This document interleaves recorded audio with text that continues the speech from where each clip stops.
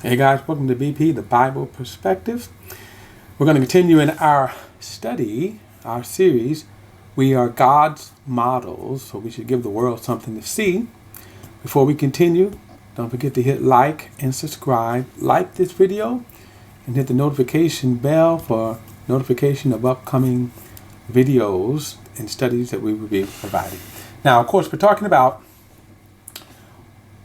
what is our purpose for being on the planet? And we said that we're here as God's models, to model something. And I'm going to get to that.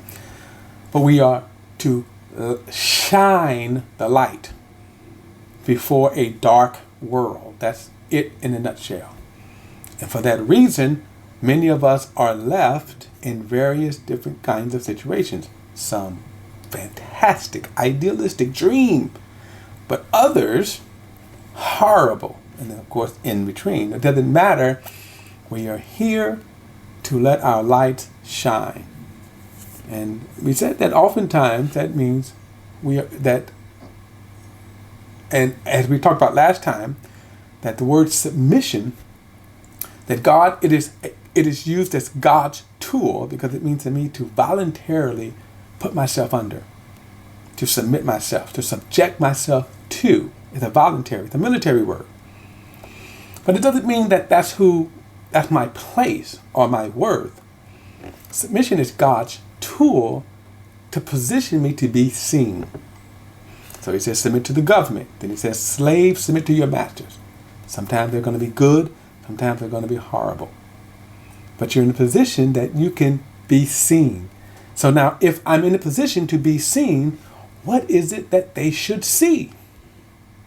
And that's the question I want to kind of get into in this study.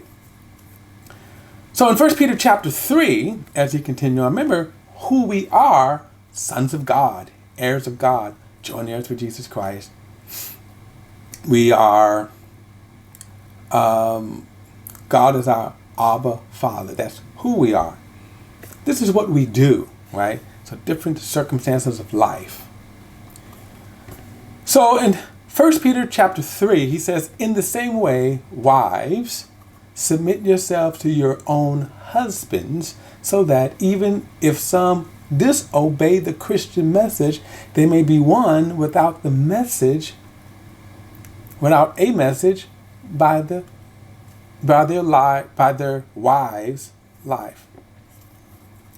Now, submission, or wives submitting, women submitting, again, it's one of these hot topics, debated topics, even to the point where you have people today that believe women's place is in the home, right? What little woman's place is in the home, keeping the home, and the men should be out running the world. Now, the problem with that is, remember who we are.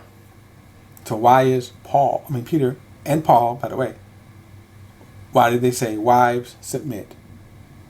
Okay, for the same reason we have been talking about.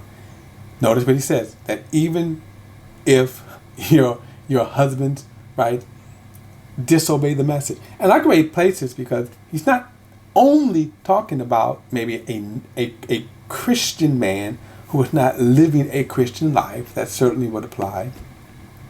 But also maybe a non-Christian person. There are people who came to faith and their husbands didn't, or their wives didn't. So how did he say? Even if they don't obey the message of Christ, they can be won. How? Not by your nagging, but by what they see. Look at verse 2. When they observe your pure, relevant lives, your beauty should not consist of outward things like elaborate hairstyles and the wearing of gold ornaments or fine clothing.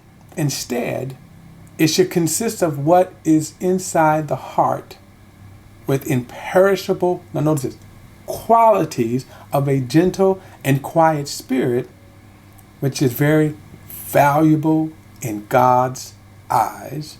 For in past, holy women who put their hope in God also beautified themselves in this way, submitting to their own husbands, just as Sarah obeyed Abraham, calling him Lord. You have become her children when you do what is good and are not frightened by anything alarming. Now go back and notice he says, and we go back to our title, we're God's models. So since the world is watching us, he says we should give them something to see, right? Since the world is watching us, we should give them something to see. And that's what Peter is saying right here. That even if your husband doesn't listen to you, how many times wives say that? Y'all don't listen to us. Well, he says, give them something to see. So now the question is, what should they see? In other words, they're watching, notice in verse 2, when they observe your pure, relevant lives, right? Even if they're speaking evil against you, even if they're not listening to you, they're watching you. So the question is, what should they see? Let me go to Colossians chapter 3. Colossians chapter 3, and I like to call this chapter like in a nutshell, right? Okay, verse 1. He says, so this is Colossians chapter 3, verse 1 says, so if you have been raised with the Messiah, seek what is above, where the Messiah is seated on the right hand of God. Set your minds on what is above and not on what is earth. For you have died and your life is hidden with the Messiah in God. And when the Messiah, who is your life, is revealed, you will also be revealed with him in glory. Now, there's a context, of course, what Paul is saying right here. I'm borrowing this text. Now look at verse 5. Therefore, put to death whatever is in you worldly, sexual morality, impurity, lust, evil desires, greed, which is idolatry. But of these God's wrath come on the disobedient.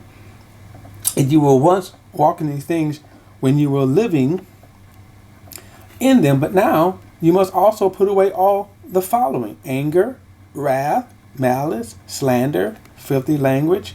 From your mouth do not lie to one another, since you have put off the old man. Now note that term, put off the old man. So on the one hand, remember he tells the Christian women to adorn themselves, right? But notice he also says, put this off. These are a part of the old man, the sinful nature. He tells us what to put off. Okay. I'm going to skip down to verse 12. Therefore, God's chosen ones, holy, beloved, put on. So he tells me what to put off. All those sinful qualities. Anger, wrath, malice, all those things, right? They make for an ugly spirit. When people see that, right? When they see that, okay, that makes for an ugly spirit. Now think about that for a moment. If that's what people see in you, anger, wrath, lying, right? Malice, of course, the lust and envy and all of those things. But notice, if what they see in you, if that's what people see, and I'm going to kind of focus on the anger, the wrath, the slander, the malice, right? Because we don't oftentimes talk about those kind of qualities in Christians. And they're just as deadly. They're just as abhorrent to God. We focus on the sinful qualities, but we don't focus on these. Well, when I say sinful, what I mean is that the fornication and all of those things, yeah, they're really bad. But what about the anger, wrath, malice, slander? Notice this: filthy language from your mouth. Do not lie to one another. So these type of qualities are just as abhorrent. But he also says, put these off. Put these qualities off. If that's what people see in you.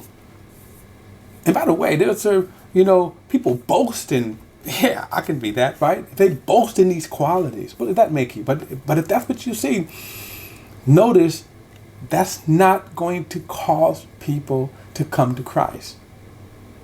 I'm going to go further with this because in the next video, Paul is going to tell us what to put on. See you in the next video.